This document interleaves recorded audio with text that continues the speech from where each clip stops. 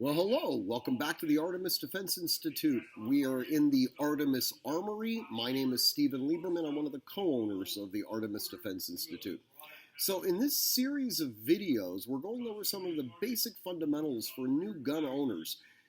Honestly, there's a lot of things that people that have owned firearms for a while may be able to get from these as well. And one of the questions we get asked a lot is, okay, I bought a gun. How do I take it apart? I'm not sure how it actually functions. So we made a series of videos. We're taking apart an AR-15. We've taken apart a Kimber 1911, taking apart a Glock 19.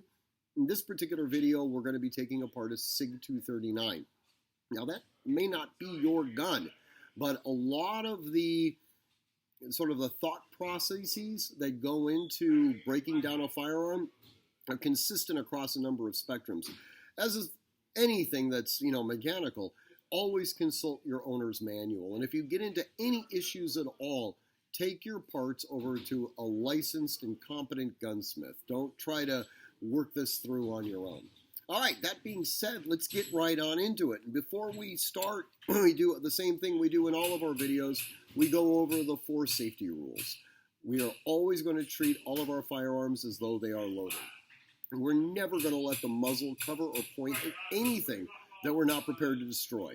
We're going to keep our finger off the trigger unless our sights are on target and we've made the decision to shoot. And lastly, we're going to know our target and its environment. So, how do we break her down? All right. Well, on this firearm, and I'll turn it over, you can kind of see, we've got this little device right here. And in the slide, you can see a little bit of a divot. Now, I'm turning it upside down for a reason. As we go through to actually break this gun down, I am going to press, while the gun's in slide lock, I'm going to press this down all the way until it's in that configuration. That will now allow the slide to come completely off. With the slide off, I now have access to the recoil spring. I'm just going to put my thumb behind it, press down, and remove the recoil spring and the guide rod.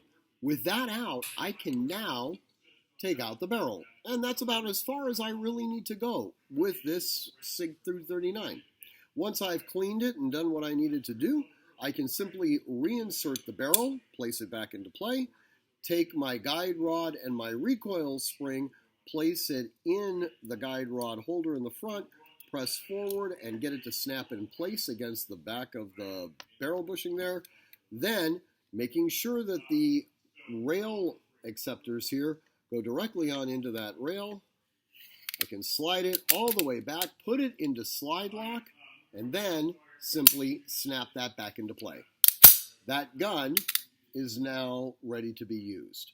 Guys, as always, I want you to train constantly, train consistently, train repetitively, and train with purpose. And above all else, stay safe.